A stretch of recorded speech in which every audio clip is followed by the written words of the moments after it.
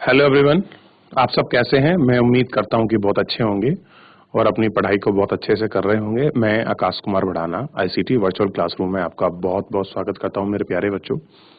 जैसा आपको पता है कि हमारी 9th क्लास है और हम लोग देख रहे हैं इकोनॉमिक्स में चैप्टर नंबर 2 हम लोग देख रहे थे। संसाधन के रूप में लोग 2 लेक्चर अभी तक हम लोग इसमें कंप्लीट कर चुके हैं। आज तीसरा और अंतिम लेक्चर होगा। जैसे ही हमारा पूरा लेसन आपका समाप्त हो जाएगा, मैं कुछ आपको महत्वपूर्ण प्रश्न कराऊंगा। देखिए, जो शेष आपके प्रश्न उत्तर बचेंगे वो आपको चैप्टर में से स्वयं करने हैं। बाकी कुछ ऐसे महत्वपूर्ण प्रश्न हैं जो मुझे लगता है कि ये आवश्यक हैं आपको करने, उनको मैं कराऊंगा आपको। आप उनको नोट डाउन कर सकते हैं, आप उनको फेयर कर सकते हैं, आप उनको रफ कर सकते हैं, जैसे भी आप चाहें, जो आप कंफर्ट फील करें जिसमें आप वो कर सकते हैं। क्लियर है?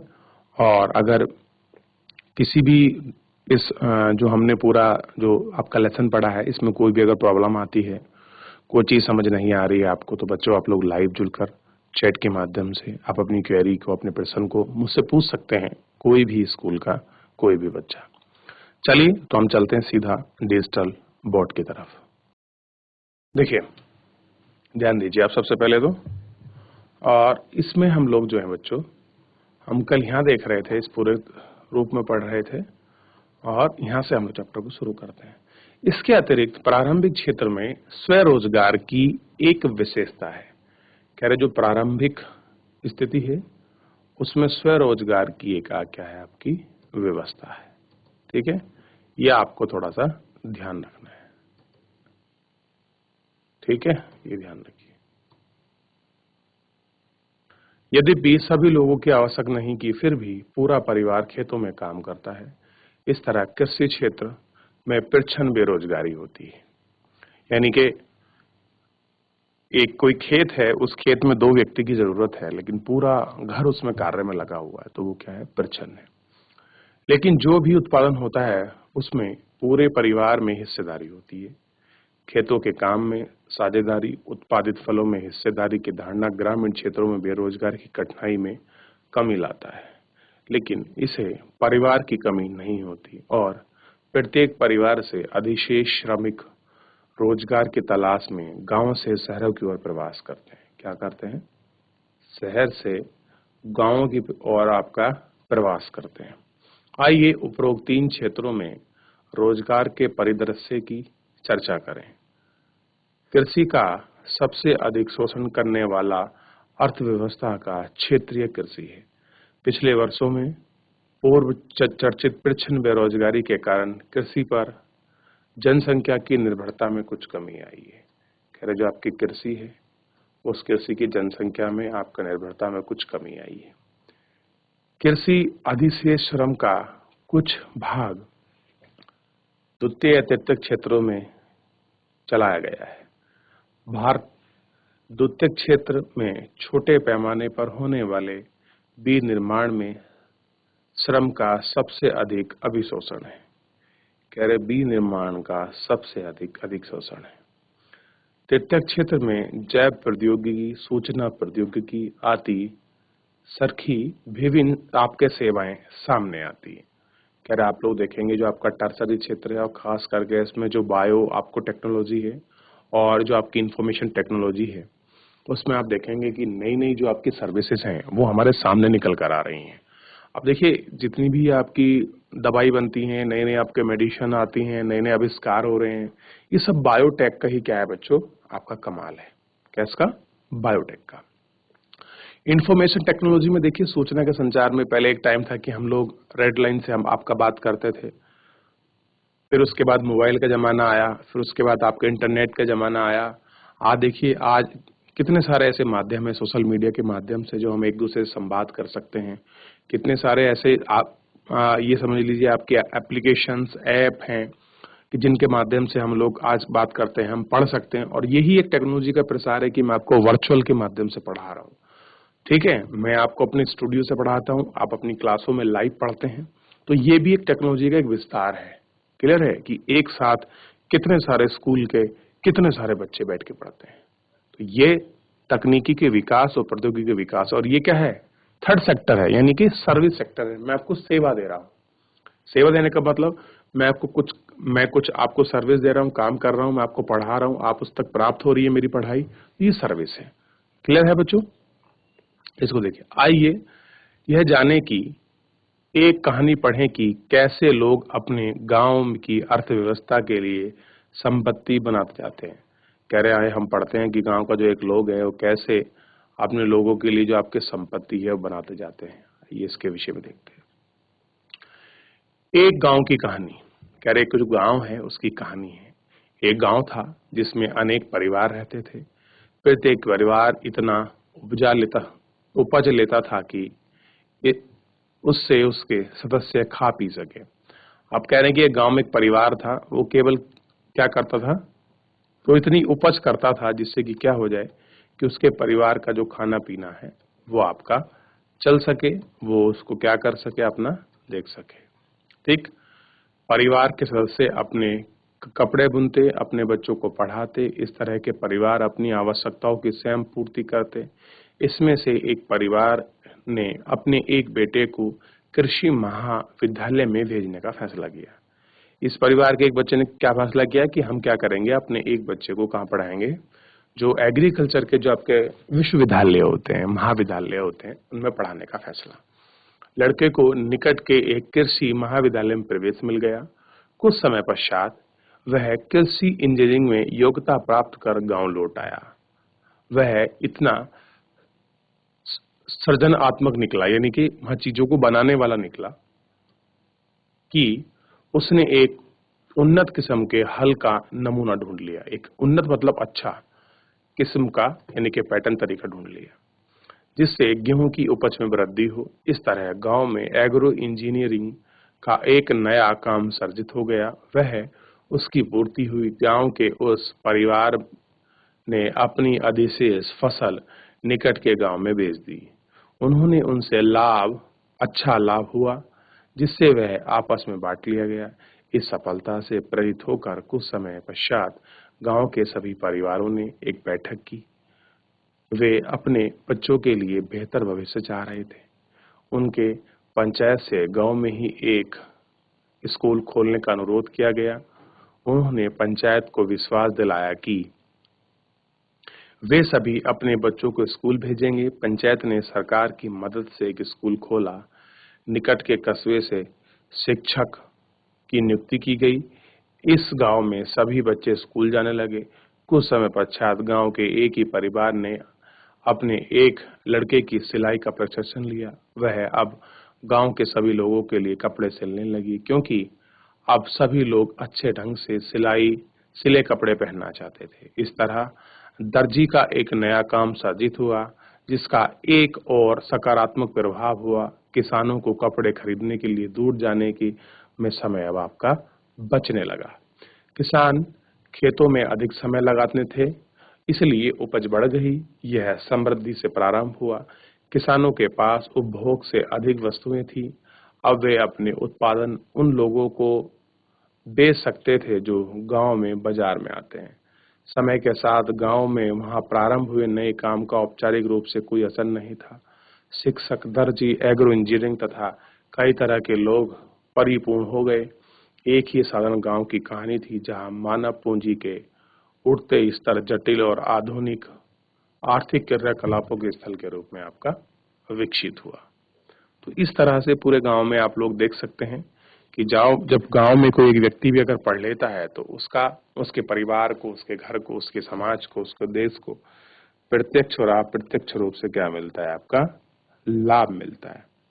ये आपको थोड़ा सा ध्यान देना चाहिए। ठीक है। तो अगर आप इसको समझते हैं तो आपको चीजें थोड़ी सी और अच्छी लगेंगी और चीजें आपको समाप्त होंगी। ठीक। तो आप इनको समझिए और इनको बेहतर करके जानिए। ठीक। चलिए आगे देखते हैं। तो ये हमने पूरे चैप्टर को इसमें पढ़ लिया है कि मानव संसाधन किस तरह से है, बेरोजगारी क्या है। देखिए हमने बेरोजगारी के पूरे मुद्दे को पढ़ लिया कि बेरोजगारी क्या है, क्या सिस्टम है इसका।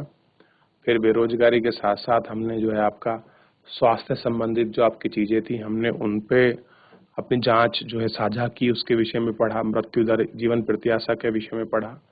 और इसी के साथ जब हमने पढ़ा तो फिर हमने बात की थी शिक्षा की। किसकी बात कर रहे थे? शिक्षा की। और जनसंख्या की गुणवत्ता के लिए शिक्षा, स्वास्थ्य और बेरोजगारी पर आपकी नियंत्रण, ये सबसे बड़े पहलू हैं किसी भी क्षेत्र के, किसी भी राज्य के, किसी भी देश के, किसी व्यक्ति के, किसी समाज के विकसित होने के कारकों में सबसे महत्वपूर्ण कारक सामने आते हैं। ठीक है बच्चों, ये थोड़ा सा आप लोगों को ध्यान रखना है और बात करना है। तो चैप्टर हमने इतना पढ़ा, इसमें किसी को कोई डाउट है, कोई कमेंट है, कोई चीज आपको समझ नहीं आई है तो बच्चों आप मुझसे लाइव जुड़कर चैट के माध्यम से आप मुझसे अपना प्रश्न, आप अपनी क्वेरी मुझसे पूछ सकते हैं, कोई भी स्कूल का कोई भी बच्चा।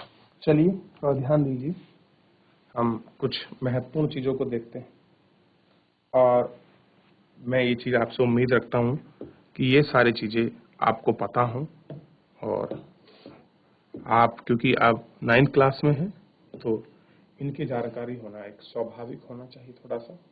ये प्रश्न ऐसे चैप्टर से रिगार्डेड है, इनको देखिए। जैसे पहला क्वेश्चन है, सर्व शिक्षा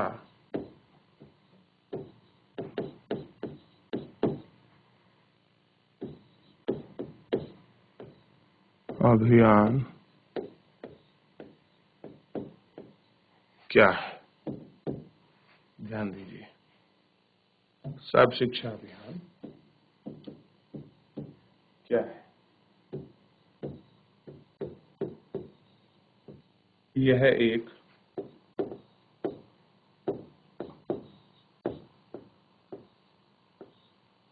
शिक्षा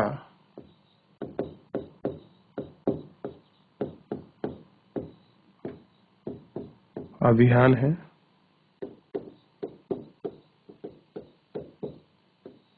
जिसमें या जिसमें जिसका जिसका उद्देश्य है कि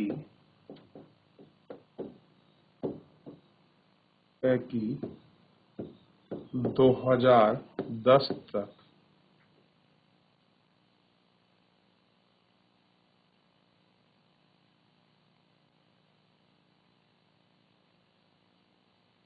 दो हजार 10 से 6 से 14 वर्ष के बच्चों को 14 वर्ष के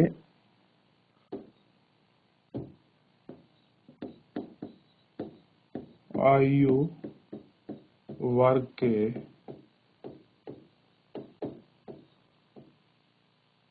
बच्चों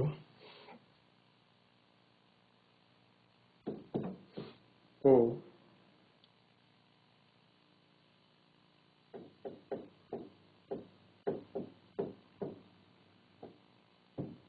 निःशुल्क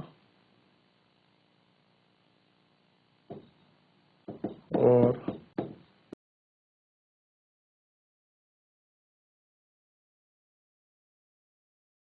प्राथमिक शिक्षा अवश्य प्रदान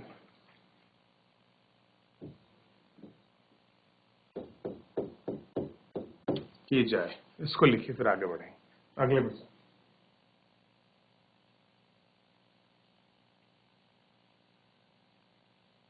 नोट डाउन करिए, फिर अगले प्रश्न पर चलेंगे। तो पता होना चाहिए कि सर्व शिक्षा अभियान कब शुरू हुआ, कितने आयु वर्ग के बच्चे निःशुल्क और प्राथमिक शिक्षा अवसर प्रदान की जाए। ठीक, अगला क्वेश्चन देखिए।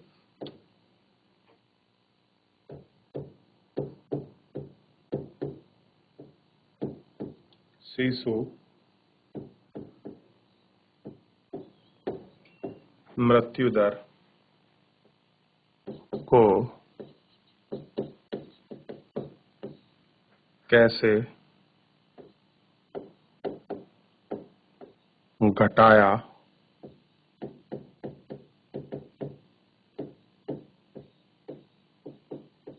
जा सकता है। क्या कह रहे हैं कि शिशु मृत्यु दर को कैसे घटाया जा सकता है? आंसर देखिए, शिशु मृत्यु दर को घटाया जा सकता है।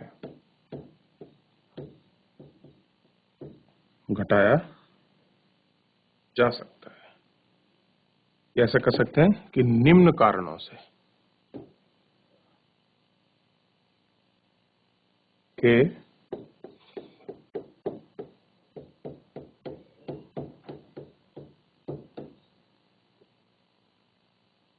निम्नलिखित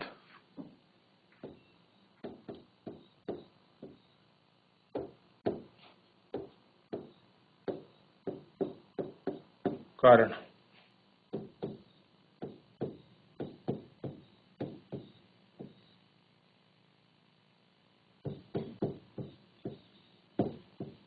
शिशुओं के या शिशुओं को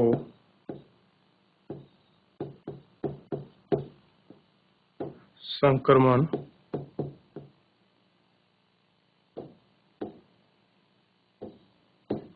रक्षा की जाते हैं। हम संक्रमण से रक्षा कर लें। दूसरा देखिए,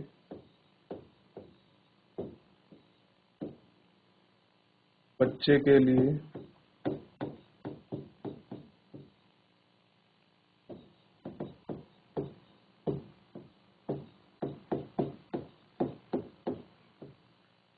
अच्छे भोजन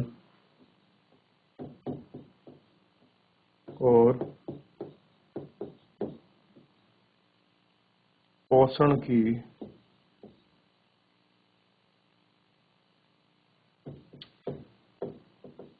व्यवस्था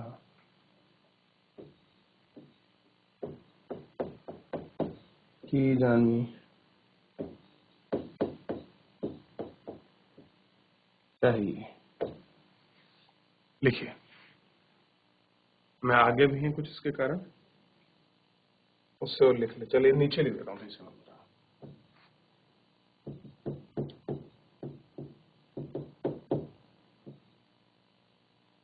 माताओं को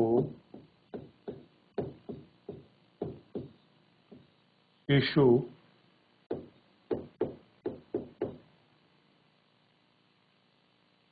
पालन में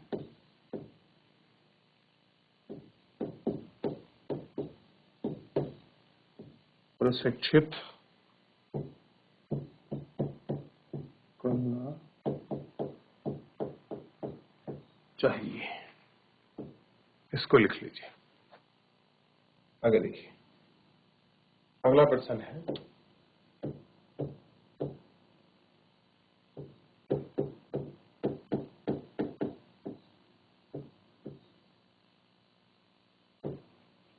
बेरोजगारी। बेरोजगारी से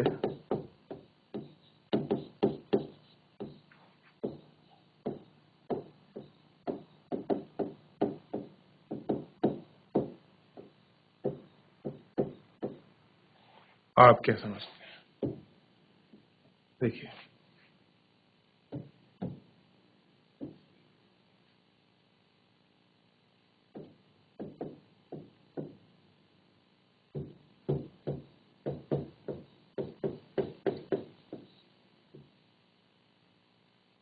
बेरोजगारी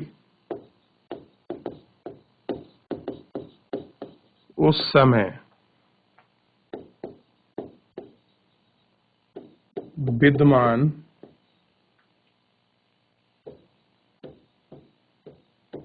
कही जाती है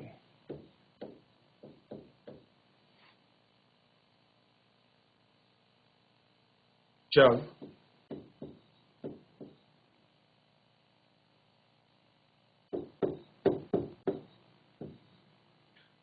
प्रचलित मजदूरी की दर पर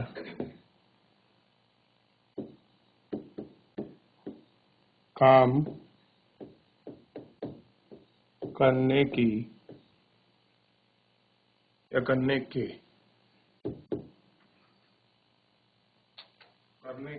इच्छुक लोग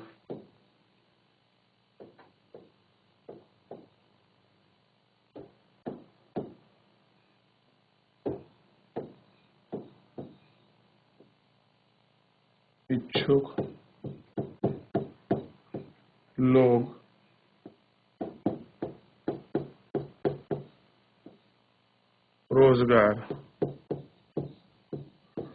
नहीं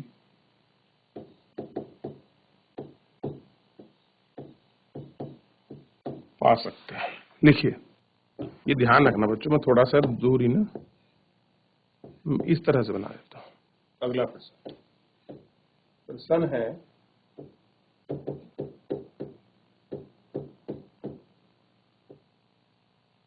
आर्थिक और गैर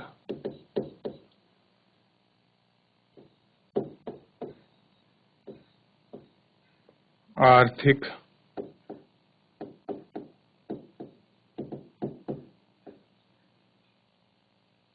क्रियाओं में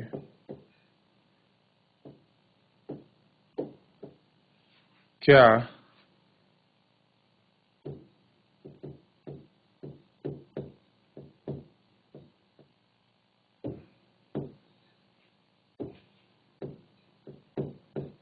अंतर है?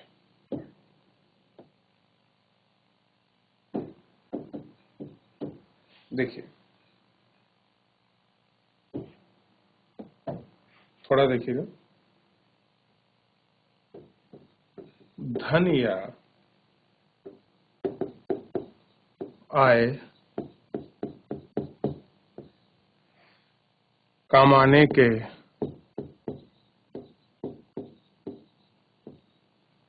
उद्देश्य से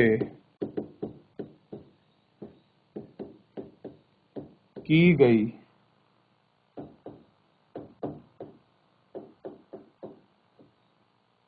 क्रियाएं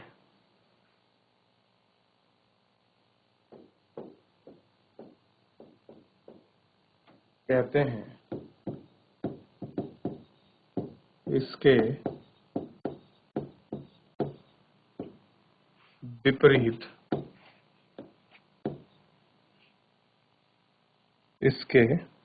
विपरीत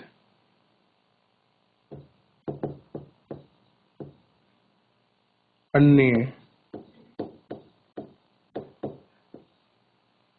उद्देश्यों जैसे प्यार, सहानुभूति,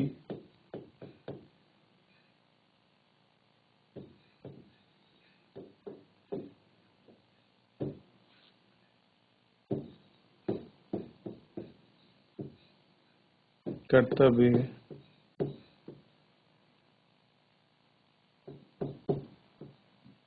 देश प्रेम के लिए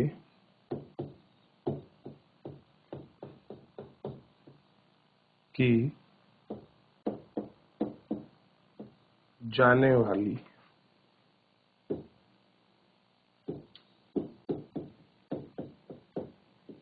क्रियाएं गैर आर्थिक क्रियाएं